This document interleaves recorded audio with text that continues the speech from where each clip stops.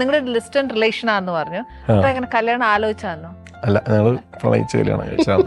ഞങ്ങൾ ഈ distant relatives ആയ കാരണം പല കല്യാണങ്ങൾ കാണും, പലതും കോമൺ ആയിരിക്കും.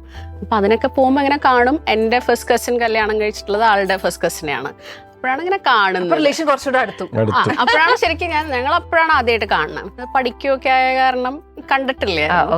പിന്നെ ആ സമയത്ത് കല്യാണം ആലോചിക്കുന്ന സമയത്ത് എന്റെ കല്യാണം ആലോചിച്ചോണ്ടിരിക്കുക, ഇതായിട്ടില്ല. ഞാൻ ഡിഗ്രി ഫൈനൽ ഇയർ ഒക്കെ ആയിട്ടുണ്ടായിരുന്നു. അപ്പൊ എന്റെ കല്യാണം എനിക്ക് 29-30 മുട്ടിങ്ങനെ നിൽക്കുക.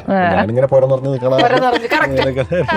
കാരണം അന്വേഷണം നടക്കണം. അമ്മ പല സ്ഥലത്തും കല്യാണങ്ങൾക്ക് പോകുമ്പോ നല്ല കുട്ടികൾ, അപ്പൊ ഇതിനെ കണ്ടു.